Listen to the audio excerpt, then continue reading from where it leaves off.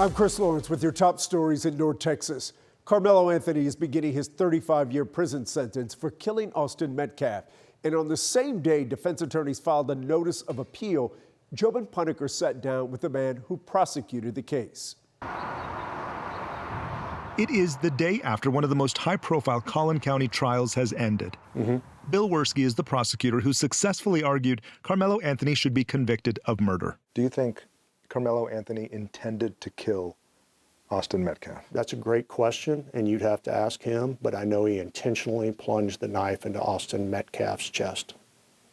The state put on 21 witnesses, 3 days of testimony, but there were 2 people we did not hear from. He's like, make me move. Bill tells us they did not want to put Austin Metcalf's twin brother, Hunter, on the stand because it would be traumatizing. We were actually looking forward to see what Carmelo Anthony would have to say, and unfortunately, he chose not to talk. The defense argued self-defense, no surprise to the state. Bill says the team chose their words in opening and closing arguments carefully, like provoked and senseless. If you provoke someone and then hurt them as a result of that, you don't get to claim self-defense. There is already a notice of appeal. Defense attorney Mike Howard writes, "We believe there are several important issues for the appellate courts to consider.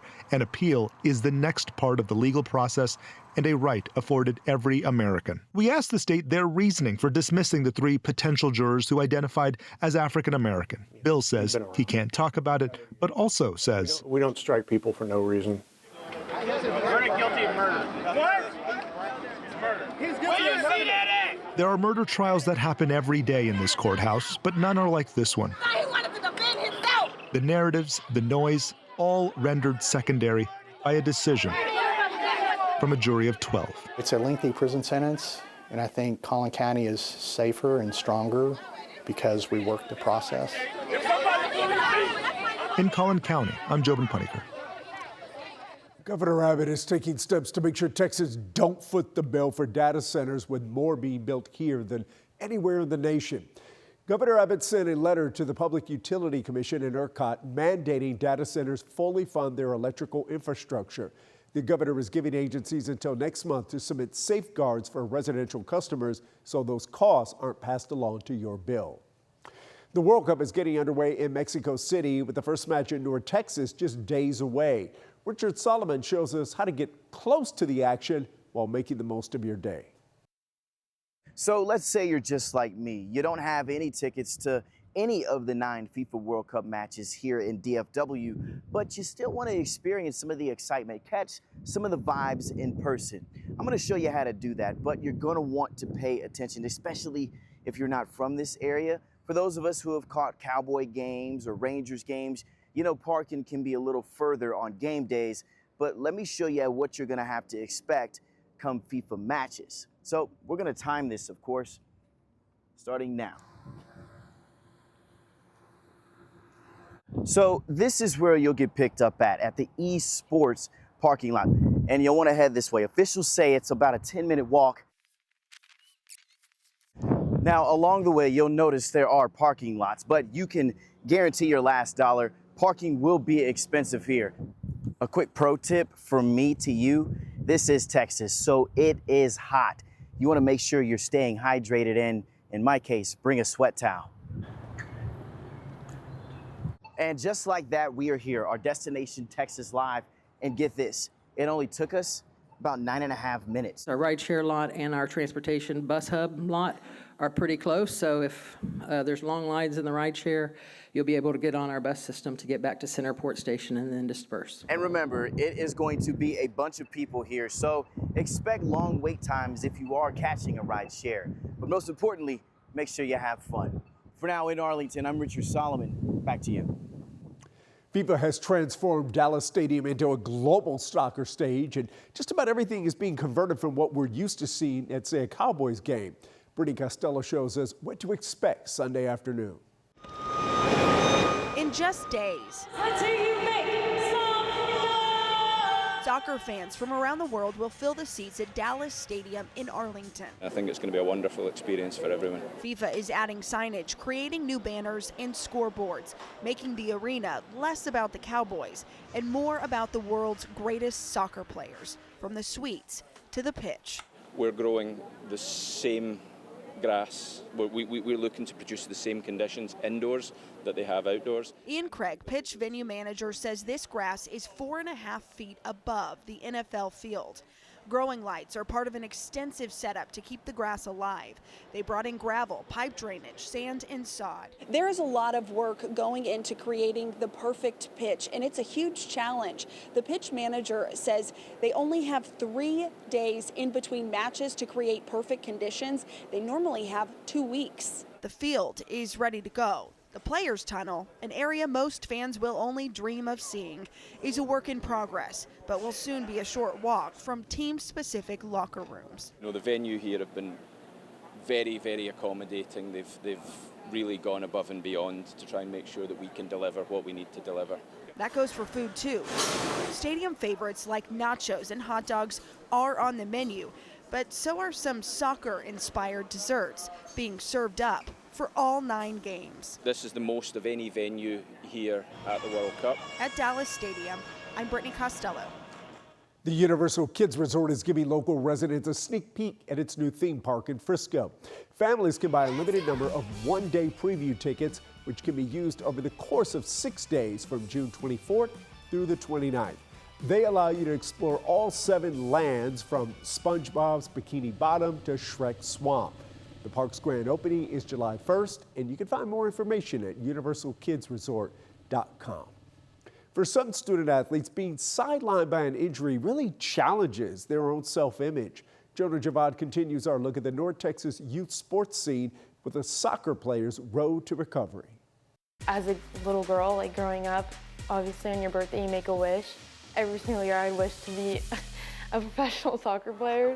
Aaliyah Jacob is a teenager at Plano East High School, the eldest daughter of Anil and Tiffany. Wow, that was ugly. Every single day, we are at a soccer field. Including one day last year, Jacob, when a single moment changed everything. I just remember hearing the pop and then going down and just holding my knee. Aaliyah suffered a torn ACL. We were just concerned for our daughter. The physical recovery is one part of the story, but for teenage athletes, injuries can deeply affect their mental health, especially when their identity as a person quit playing with that dang brace. Is so closely linked Finicky with that brace again. To a sport. A lot of these kids only believe that they're valuable if they are successful in sports. Dr. Emily Stapleton is a pediatric psychologist at Scottish Rite for Children. I definitely have seen severe depression, suicidality. Nice and loose. With numerous kids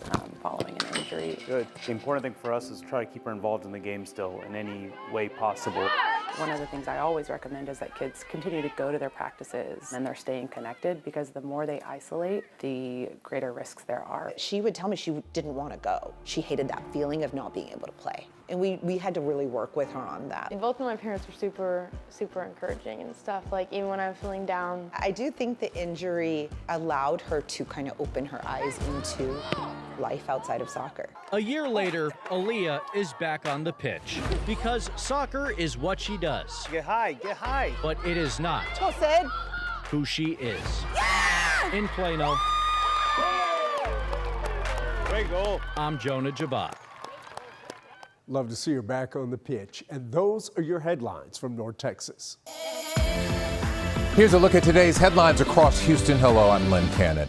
A Brazoria County deputy has been fired after he shot and killed a 19-year-old college student earlier this month. Now the teen's family is reacting to the firing while the criminal investigation continues. Devon Raming has more. The Mendoza family responded to yesterday's firing by saying, yes, they're happy that he was let go, but they say now they want a murder conviction. 19-year-old John Gabriel Mendoza Jr. was shot and killed June 1st after authorities say a traffic stop led to a pursuit that ended at his family's home in Lake Jackson. I have determined that due to the... Sheriff Stallman says now former Deputy Kevin Tippett violated department policy and was terminated yesterday. This all comes as dozens of people recently took to the streets with the Mendoza family in a protest calling for accountability. No gun. Meanwhile, the Mendoza family attorney, Charles Adams, says he wants to see the deputy arrested and charged. Hey, yes, it's great he got fired. but we need him in handcuffs. All this delay is built-in delay to protect a police officer, and in this case, a police officer that I believe committed murder. Investigators say Mendoza pulled into his family's garage at the end of the chase when the deputy got out and fired his weapon. Scanner audio from the scene included a report of an accidental discharge and a request for an ambulance. The Brazoria County District Attorney's Office says the case will be presented to a grand jury to determine whether criminal charges are warranted. Meanwhile, the Texas Rangers are leading the investigation. In Houston, Devon Rahming, KHOU 11 News. A Houston family still waiting for answers 14 years after their loved one was fatally beaten and shot and found at a bus stop. Now, with a new investigator on this case, they are hoping for a breakthrough. Jason Miles met with relatives and has the latest. A lot has changed around this bus stop along West Tidwell since June 9th of 2012, but it remains a painful landmark for the family of 57-year-old Sadie Butler, the grandmother of 13 found here fatally beaten and shot in the head. It does not seem like 14 years, but yeah, 14 years ago today was the worst day of my life, finding out that my mom was murdered. Erica Boutte was one of Butler's 6 children, some of whom we first met months after the crime at this news conference. She loved music, so just me and her, we bonded on just like listening to music together. Her family believes Butler may have been on the way to her mother's home the morning she was murdered. However, she wasn't known to frequently ride the bus, and none of her belongings were stolen. Butler's family says it's always been somewhat unclear whether she was potentially killed somewhere else and then dumped at the bus stop here or killed here. I try not to even let my mind go there because I get very emotional when I think about, her suffering. It's been 14 years and we need answers. Butler's niece, Christina Drew, has been instrumental in trying to keep the case from being forgotten. Someone knows something. Someone saw her at the bus stop. They didn't call 911, but they went to the store and asked the clerk to call. But they never came back. They never stopped. They may have the answers. Houston police confirm a new detective was assigned to the case in April and that it has remained open all of these years. Butler's family hoping he looks into an acquaintance they initially suspected, along with anyone else.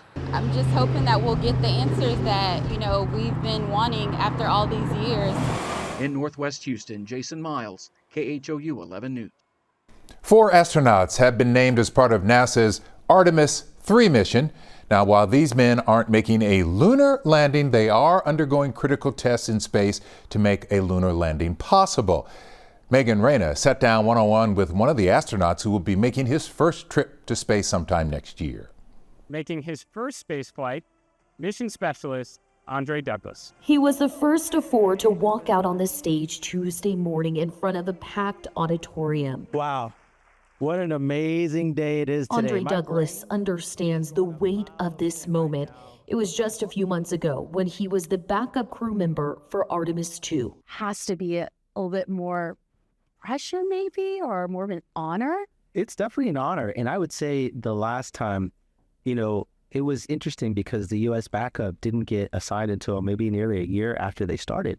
So there was no, main stage. It was just, here's your article, here's a little bit about you, but there was no hello world. Well, this time Douglas was on that main stage, and joining him was fellow mission specialist Frank Rubio, Italian pilot Luca Parmitano, and Commander Randy Bresnik. In 2027, the 4 of them will launch on board the Orion capsule and practice docking with a commercial lunar lander in orbit around Earth. The flight is expected to last 2 weeks. For Douglas, this will be his first time flying into space. What has prepared you for this moment? Oh my goodness, that's such a good question. Just about everything in my life, from playing sports to doing math and science to communicating, right, to listening, the family, all of that has prepared me. He grew up in Virginia, became an officer with the Coast Guard, an engineer, and in 2021 was tapped by NASA. It's been a long journey, which he says wouldn't be possible without the support of his wife, 2 children, and parents. Oh, by the way, Happy early Father's Day. I really value them so much. They've shaped me. Douglas and his crew will be preparing for launch in mid-2027 in a necessary mission which will make a lunar landing possible.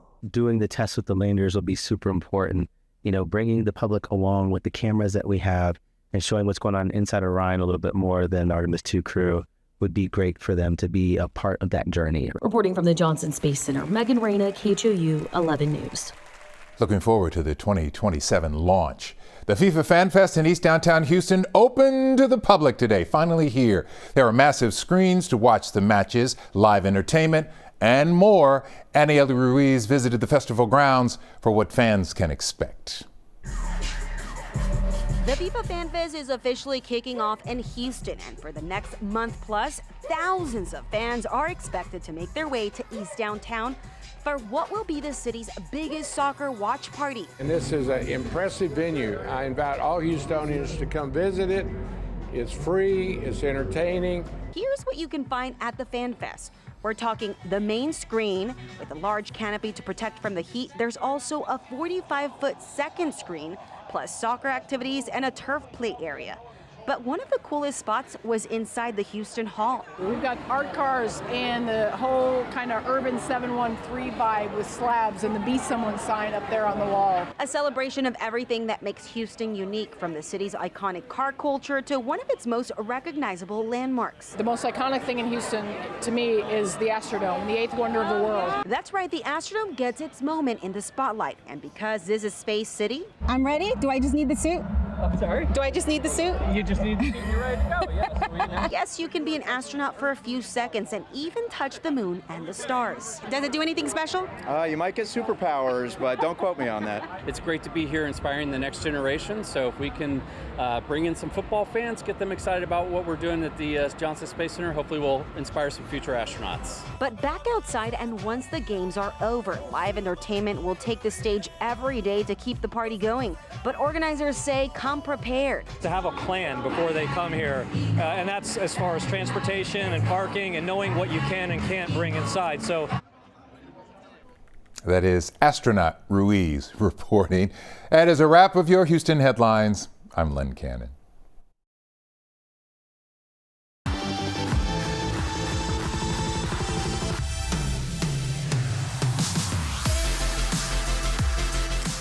Happy Thursday to everybody. KV Chief Meteorologist Hunter Williams here with a look at our Texas statewide forecast over the next week or so. And in the short term, we're still all focused on the heat. That has not changed.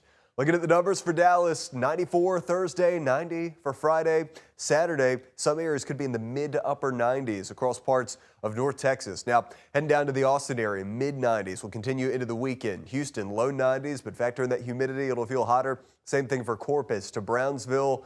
And it's just going to be hot weather. Look at El Paso, 103 in the forecast for Thursday. Now, about the storm chances, pretty limited for the majority of the state. As we go over the next couple of days, that's going to change, by the way, as we go to early next week. But as we go through the rest of Thursday into the evening, Lubbock and parts of the Panhandle dealing with some storms. Looks like most of those kind of fizzle on approach to the DFW Metroplex.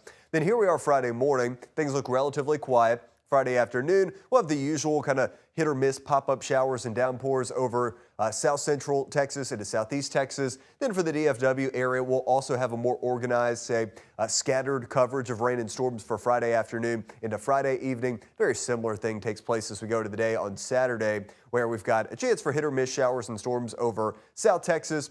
And as we go later into the day and things heat up, central Texas, north Texas will have just some hit or miss rain and storms. But mainly, these are pretty spotty storm chances. The severe weather potential through the rest of Thursday and Thursday night. We do have a level 2 risk, which clips parts of the Lubbock area, at least areas just to the east. Then Friday, we actually have no severe weather threat anywhere across the state. Okay, let's head down to the tropics because this is going to have pretty big implications on our forecast for early next week. We have Christine. Yesterday was a tropical storm. Now it's kind of a remnant tropical system. Some of that moisture being siphoned northward. Also another little disturbance coming in from the Caribbean. It will cross the Yucatan. So now we have this area of low probability for development over the southwestern Gulf. The odds, 10%. So at this point, it really looks unlikely that we have a tropical storm or even a tropical depression or a hurricane or some sort of formal system. But it doesn't take that to just throw some Gulf moisture into Texas and boost rain chances. So here's some of the model data I'm looking at. These are precipitable water values, so these kind of brighter red colors, those are the deeper tropical moisture levels.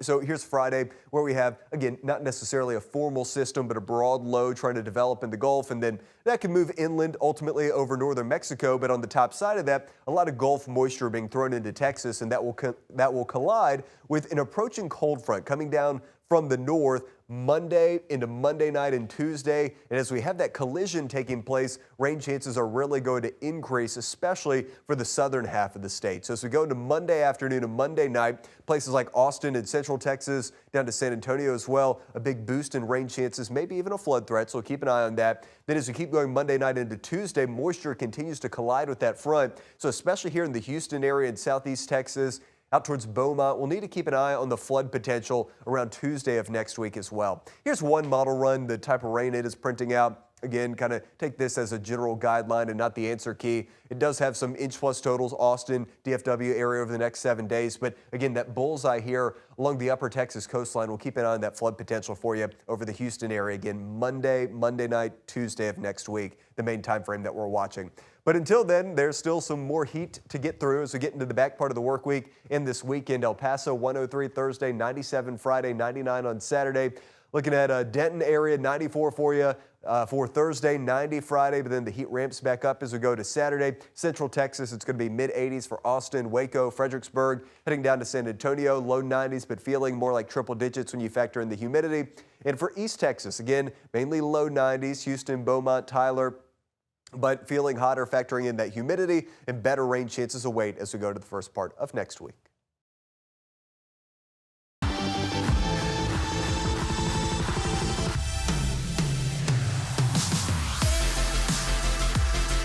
I'm Henry Ramos, and this is the news in San Antonio. A Kerrville man lost his home in last year's destructive Hill Country floods. Now he's overwhelmed with gratitude thanks to several organizations. One of them handed over the keys to his new home. Our Zach Briggs shares his story. I've been put back together. Nick Panagiotou never gave up, but there was a time where it seemed like all hope was lost. I was on the phone with my son. He said, check out your door. I looked outside and it was just coming up. And I was one of the first ones out screaming, help, help, help. July 4th, chaos in the dark. Floodwaters took over Panagiotou's RV park in just minutes. All I remember was the water kicking me out. I just saw the trailers going down like dominoes. After the Hill Country tragedy, organizations from all over jumped in with relief. Panagiotou was gifted a donated RV from the nonprofit Operation Texas Strong. That was a King's Castle. And now, almost a year later, the Episcopal Diocese of West Texas has stepped in. You're looking at Panagiotou's new home. There's a bedroom and a porcelain tub and doors and refrigerator. Nice black glass. I mean, this is the end result of a lot of people putting their hands in my life. Yeah, it's pretty awesome. I'm overwhelmed. And this right here is just one of dozens of examples of the generosity poured into this community.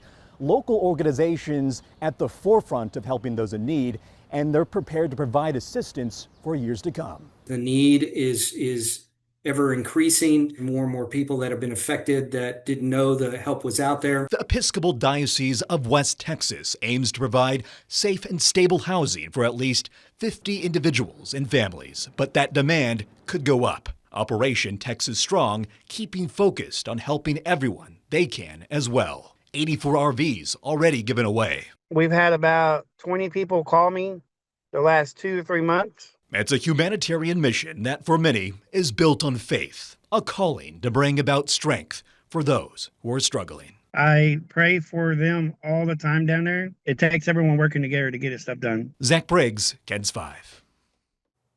The Spurs will return home Saturday for Game 5, but are local Spurs fans getting priced out? David Lynch takes a look at the numbers and also shows us a free tool of where the prices could be going. Well, if you're trying to get to a finals game in a way that's financially manageable, you are not alone. Online groups are full of San Antonians hunting for the best deals while trying to make sure they're not getting scammed in the process. Now the Spurs are the ones who set the original price on tickets that may then fluctuate if they're being resold. The website ticketdata.com tracks that trajectory and offers a hint about when might be the best time to buy. Wemby inside, layup is As excitement grows over the Spurs' deepest playoff run in years, so too does the everyday fans wondering whether it's worth it to shell out hundreds to see Victor Wembanyama in person during the NBA Finals. Honestly, if $1,500 is a nosebleed, no, I don't think I would do it. Now, if you bought the cheapest resale tickets for Saturday's Game 5 this afternoon, you would have paid about $1,000 a pop. Compare that to the most affordable tickets to Game 7 against the Thunder, which were about $350 just before tip-off, and you can start to understand why residents in a city where the median household income is $66,000 aren't exactly jumping to get seats. What happened to home court advantage? It's gone because they have home court advantage because they can afford those seats. The Spurs say their ticket pricing reflects trends across the NBA and is comparable with similar markets from last year's playoffs. The team also emphasized that fans should only shop resale tickets through Ticketmaster to prevent fraud. At the championship level, you got to pay to play, you got to pay to see them. It's worth every penny, though. High prices aren't stopping some fans, like Misael Betancourt. He shelled out $5,000 for Game 1 suite tickets and already has the same seats for Saturday, where he hopes to see less Knicks orange than he did earlier in the finals. I think if you have the tickets, it's a privilege to have them, and you shouldn't try to maximize the money off of them. The website TicketData.com scours the secondary market to find the cheapest seats and tracks prices over time. It found that for Games 1 and 2 at Frost Bank Center, those tickets dropped to below $800 24 hours before tip-off. Wait longer and you could get an even better deal. It's way better than the MSG prices. So long as those tickets are still available. Thank God I don't live in New York. It'd probably be a whole lot worse. David Lynch, KENS 5. And the Spurs finals run is inspiring the next generation of players. More than 200 kids hit the court at Spurs Sports Academy's summer basketball camps. They're learning skills, building confidence, and chasing big dreams. Simone Simpson has the story. The future of basketball is on display at Spurs Sports Academy, with 15 camps across the San Antonio and Austin area this summer. This gives hundreds of athletes the opportunity to sharpen their skills while also following the team they're cheering for. It's so powerful because especially now that we have the camps through the summer, we can tell them, hey, they started just like this, learning the fundamentals, learning the basics, and you have a potential to be in the best game here in the NBA Finals. That's what everyone dreams of, a chance at championships. Alex Harden is a coach for Spurs Sports Academy and is also a former WNBA player for the Phoenix Mercury. And the game can be really simple. Our job right now is just to make sure that they still have fun with it and they learn the game the right way. Starting from the age of 6 all the way through 18, the Academy has between 150 to 225 campers per camp at more than a dozen summer basketball sessions this year. Our camps, we use basketball to teach confidence, teamwork, to build character, so every camper is going to leave believing more themselves. For us, that's success.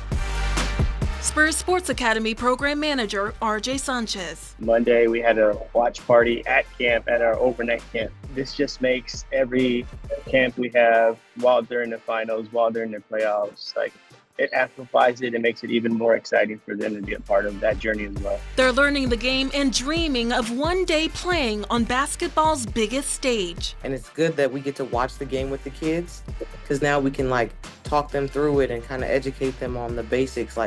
That's just this. That's only just the pass we just worked on. But now they're like, oh my gosh, this could be us. So it's a good vision for them to look up to. Reporting for KENS 5, I'm Simone Simpson. And that is the news in San Antonio. I'm Bailey Bates. Here are your headlines from Central Texas. They're known for their bright feathers and distinctive calls, but in one Coppers Cove neighborhood, peacocks are causing more frustration than fascination. City officials are now asking residents to stop feeding the birds as complaints about property damage and aggressive behavior continue to grow. These colorful birds may look like they belong in a zoo or on a ranch, but for residents in Coppers Cove's House Creek neighborhood, they become uninvited neighbors. Just like any other wild animal, they do have their dangers. City officials recently asked residents to stop feeding the peacocks as their population appears to be growing. And according to police, this isn't a new problem. The birds have called this area home for decades. Probably about 2 decades ago, we had a citizen that lived in just outside of the incorporated city limits, and he had these peacocks on his property. That person had passed away, and the peacocks escaped from the property, were released, made their way into what is now the House Creek North area. Since then, the birds have thrived, and while they may be beautiful, officials say people should remember they're still wild animals. Anytime somebody presents a danger to them, they're going to do what a wild animal would do and try to protect themselves. As far as dangers, it wouldn't be any more dangerous than maybe like a goose at the city park, but they will certainly come after you, peck at you, things of that nature. And if you have small children, that's certainly something to be concerned about. But the biggest complaints aren't necessarily about people. They're about property. Because it is a bird, fecal matter gets everywhere. They do fly, so it gets on houses, it gets on people's porches, on their vehicles. So why not just round them up? Officials say that's easier said than done. The peacocks can fly, they often avoid traps, and sometimes the traps catch everything except the peacocks. We've made attempts before to put out traps to capture them. However, the traps are not specific to the type of bird, and they capture everything. So cats get caught in them. The birds are pretty smart as well, so if you put feed inside of it, sometimes they'll just reach through it and grab the feed rather than go inside. For now, the city hopes residents will reduce the problem by not feeding the birds, while officials look for long-term solutions. Counter says they plan to reach out to ranchers and exotic animal experts in the area for help dealing with the peacock population. For people experiencing homelessness in Killeen, a new source of help is taking shape. Some local services are facing funding challenges and cutbacks, but one ministry is stepping in to fill that void. 6 News anchor Adriana Alexander joins us with a look at a new resource for families needing help. As the need for homeless services continues in Killeen. People that we hear out on the streets right now, I don't have a job. Well, what's stopping you from getting a job? ID. I don't have a ride. I don't have this. I don't have this. Armor of God Outreach Ministries volunteers say their work is needed now more than ever. We believe this is what we was called to, and so God's put it on our hearts. Last week, the city of Killeen denied the request to fund the local shelter Families in Crisis about $350,000, forcing them to scale back operations. Volunteer Graham LeCaze says this is why the ministry services are desperately needed. We're about to go inside the Armor of God. This used to be the Zips Cleaners. Pastor John Hahn purchased a more than 22,000 square foot building in Killeen that was once a dry cleaners. Him and his team's goal now is to turn it into a resource hub for the homeless. We already have a computer room. We got a washer and dryer room. We got 300 mailboxes. This is going to be a thrift store. It's going to be showers, 3 showers here, 3 showers there, men and women's. And this is where I'm going to have my classroom at for PTSD, anger management, anxiety, depression. What's so great about what they're doing here is that the homeless will have somewhere to go during the day. A lot of the times they have to go to the local park to get some sort of shade or water, but now they have somewhere to go 24/7 when they're in need. There's still a lot of work to be done. We got some issues with our roof and with our fire system. But organizers say the long-term benefit for those experiencing homelessness will far outweigh the work still ahead. We're going to list these needs of the individuals and let's start getting counselors and people that we can link them up with that can help them meet those needs. A great thing they are doing. Those are your headlines from Central Texas. Hi, I'm Brennan Gurley, and here's what's making headlines across East Texas. Election day is once again around the corner for voters in Tyler and Longview. But after months of elections and runoffs, some experts say many voters are experiencing what's known as voter fatigue. CBS 19's Jesus Martinez takes a closer look at how it's affecting voter turnouts. If you think we've been talking about elections a lot, you are not wrong. The average American is asked to go to the polls and vote significantly more times than our counterparts in other representative democracies. Meaning more choices and more research to do. Because we all have other lives, right? Our lives do not all revolve solely around politics. Assistant political science professor Dr. Gladys with SFA says voter fatigue is a contributor to lower and lower voter turnout numbers. Part of it is, the more you ask voters to go to the polls, the more they make calculations about how important is this election to me. Take voters in Tyler and Longview, for example. On Saturday, they will be voting for the 4th election since March. And this is the other part of the equation with voter turnout is how competitive are the elections that we're looking at. Both Longview and Tyler saw an increase in early voting for their respective runoff elections. Tyler saw the largest increase with over 1,300 more early votes cast compared to the general election. Still a small number compared to the 67,000 eligible voters. It's actually one of the great paradoxes that we as political scientists look at. Dr. Gladys says votes are more likely to influence a local election compared to state or even national elections. My vote carries more weight And yet those are the very elections we are less likely to vote in. So how do we increase election turnout? Well, Dr. Gladys says something Texas is doing right is early voting. We know that early voting is popular. We know that early voting is something that does encourage people to vote. States like Minnesota and Wisconsin offer same-day voter registration. And that encourages voter turnout as well. And with midterms just months away now, voters will question once more if they'll make one more trip to the polls. In Tyler, I'm Jesus Martinez. The Gladewater Roundup Rodeo returns for its 89th year, bringing thousands of fans to East Texas. But among the cowboys taking center stage this week are two women hoping to show the next generation that there's a place for cowgirls too. CBS 19's Nayeli Carrillo has the story.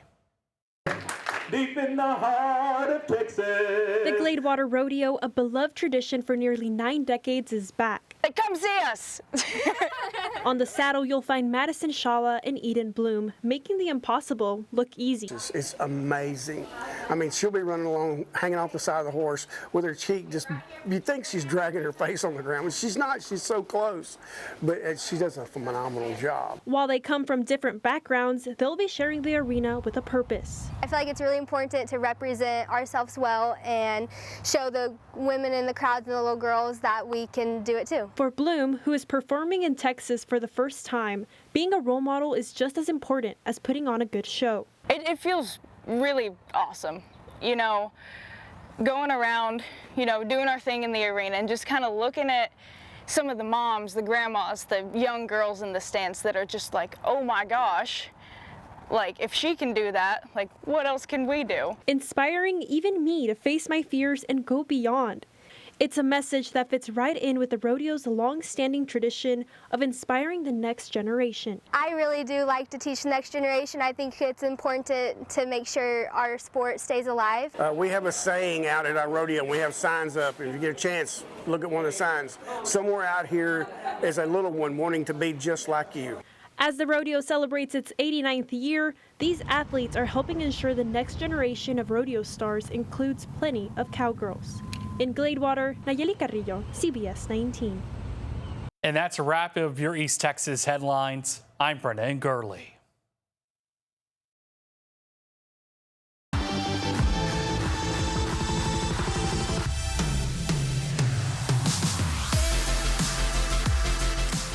In Austin, I'm Mark Mullins. Austin police are showing and telling us more about an in-custody death from last weekend. Officers tased a man in North Austin, and that man later died. We do want to warn you here, some of the video APD released may be hard to watch. Police say this doorbell footage shows Josh Trumbull breaking into a house on Grover Avenue last Saturday while the homeowners were not there. Police say they also got other 911 calls about him trying to break into cars and other homes nearby. So when officers responded, they found Trumbull outside a home and say he initially complied with their commands, but then he stopped listening as they detained him and they tased him. Let go of your hand. Let go of your hands. Let go of your hands. Relax or you're going to get tased. Try a different set. Try a different set. Stop. Stop. Do not. Shortly after that, Trumbull was unresponsive and medics tried to revive him for 38 minutes, but he died on scene. 7 Austin police officers who were involved in this are on leave, which is standard protocol. We've obtained dashcam video from Manor Police from when officers chased and arrested 3 teenagers accused in a shooting spree last month. Investigators say those teens were in that small white sedan and they had been involved in at least 13 shootings and 5 car thefts across Austin and Buda on May 16th and 17th. Manor Police say a license plate camera reader helped them find that stolen white car, and an officer tried to pull it over, but the driver then took off and then crashed in a field off of FM 973 and Highway 290. One of the suspects, Christian Mondragon, is 17 years old and faces 19 charges.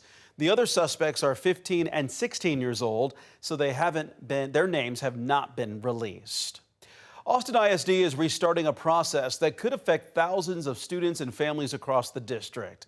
District administrators held an open house in East Austin Tuesday night to explain how the boundary lines could be redrawn.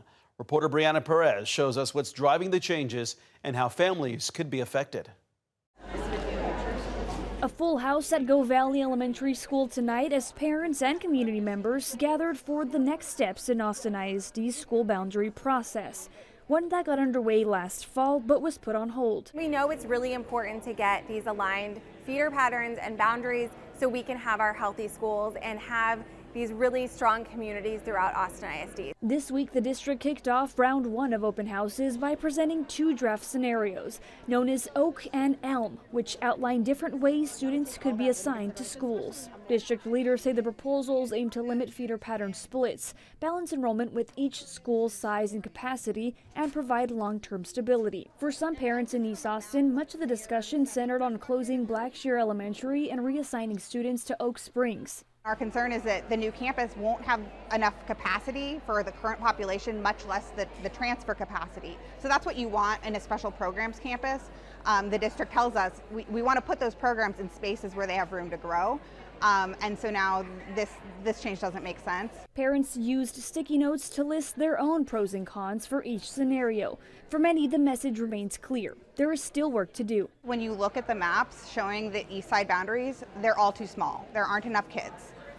You need to either close more campuses or really do creative solutions. District leaders stress neither map is final. What we're really going to do is take back all that feedback, aggregate it, and see what we can work with to refine our plan and bring it back to our community. Draft boundary maps are expected to go before the board in August, followed by a second round of community open houses. The school board is expected to take a final vote on the proposed changes in September.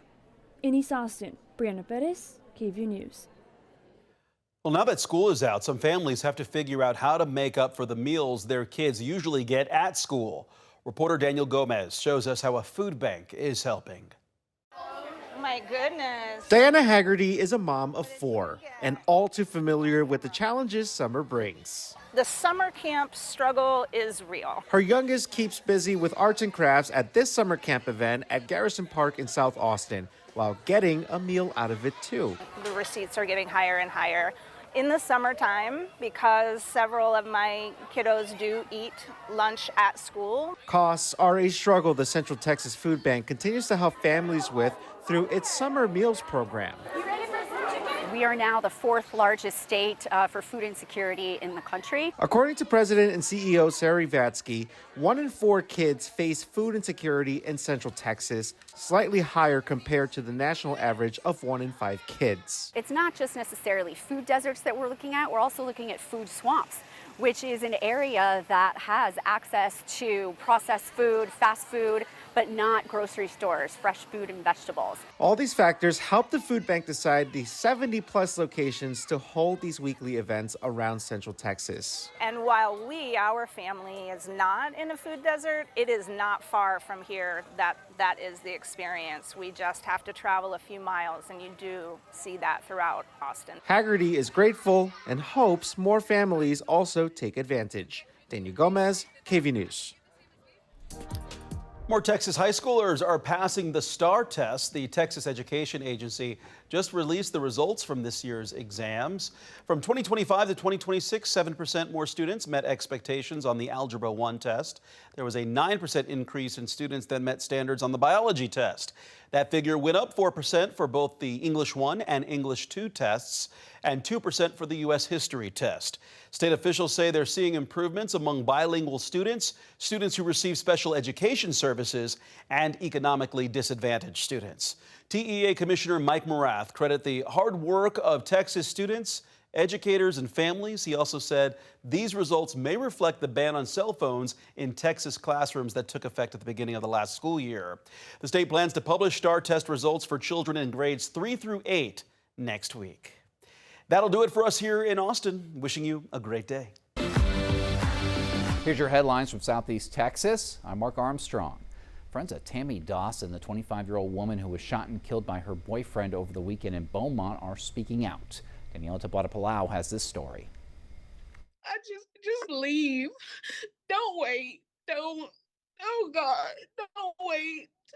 It will get worse. A plea from Aaron Harris, a longtime friend of Tammy Dawson, now grappling with an overwhelming loss. She was so delicate, but when someone was messing with anyone she loved, it was a whole nother Tammy. The two met in 6th grade, sharing years of laughter and simple moments, long walks, trips to the mall, and countless laughs.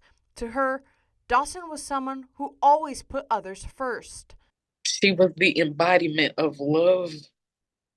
Oh, that girl had so much to give. And maybe sometimes too much to give.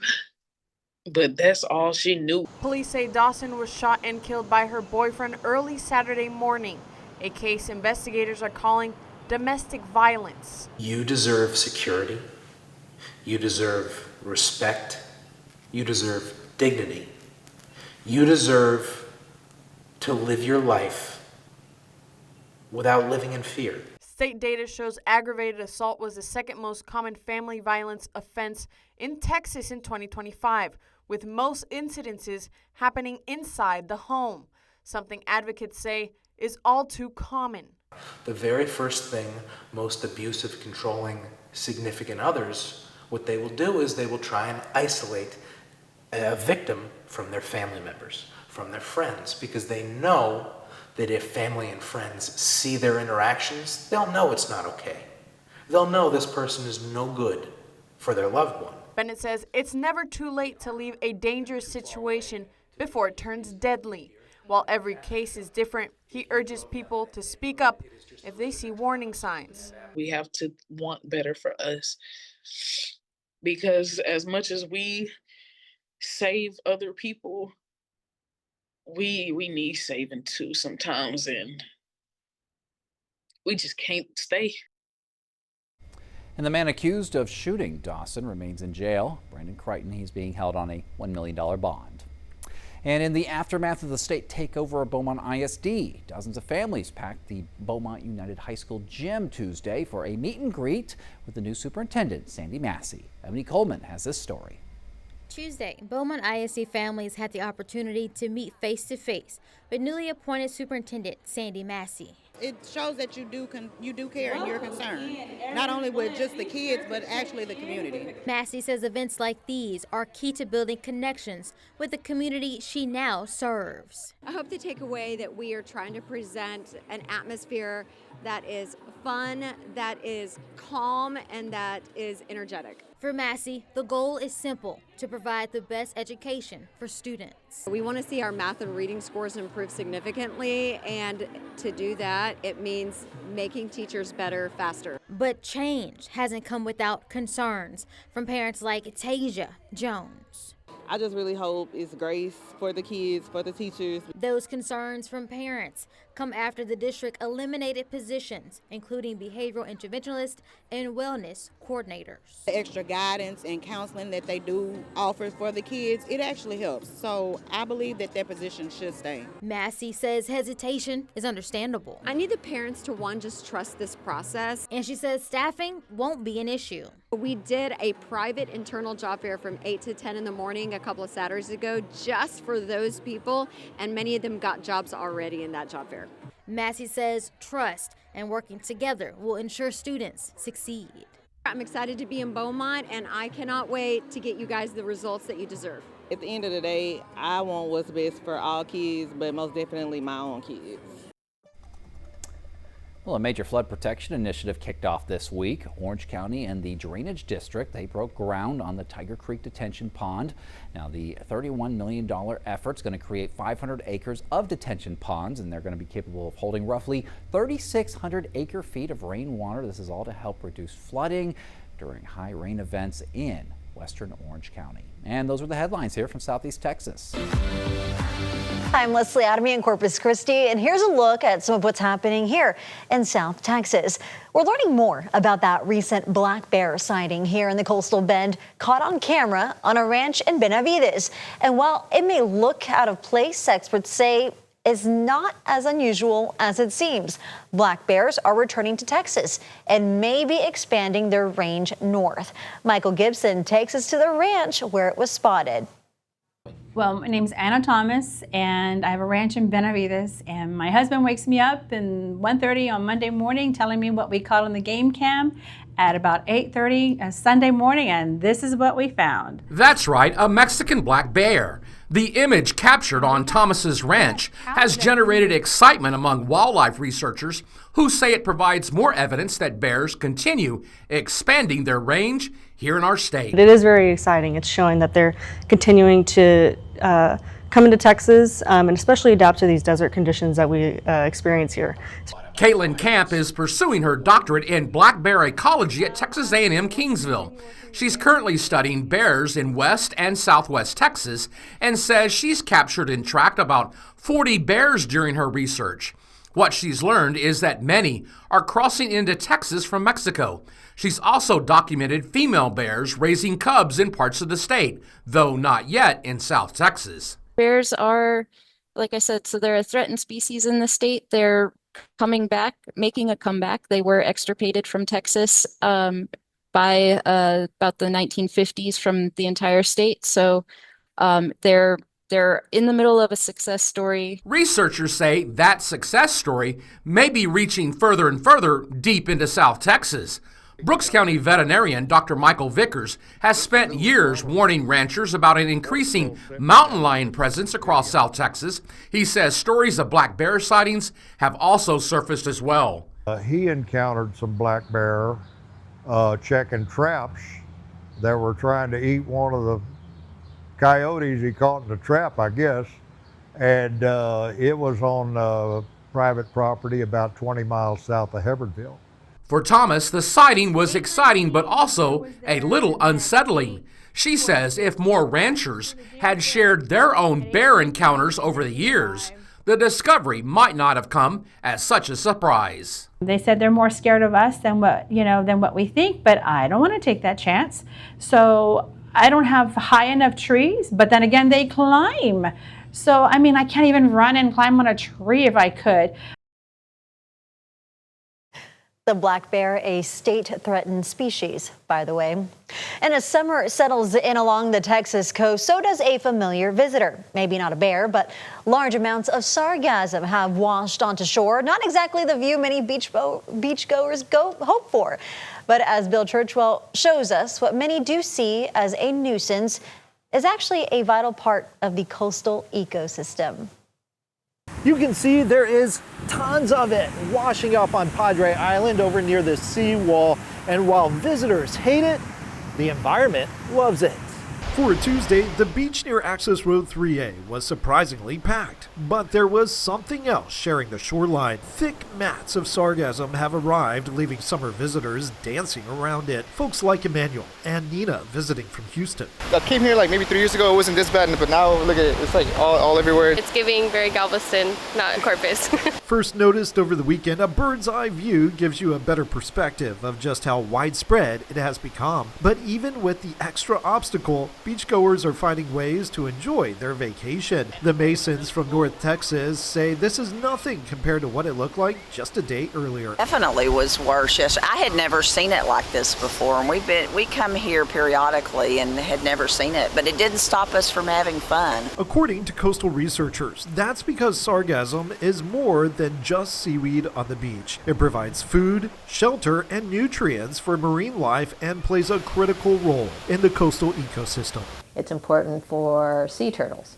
So that's where the young hang out for perhaps the first 7 years of their life. Kim Withers, an associate professor at the Center for Coastal Studies on the campus of Texas A&M Corpus Christi, says unlike red tide, sargassum is not harmful. Though it may be a little smelly, it's a naturally occurring floating algae that typically arrives along the Texas coast during the summer months. I've seen it waist deep, and I've seen it almost nothing at all. While some removal may be necessary in high traffic areas, scientists say leaving much of it in place is best. It's better to just leave it be. For now, visitors say the eyesore isn't going to keep them away from the beach. Just be careful where you step. After all, you don't know what else is hiding underneath. Bill Churchwell, 3 News.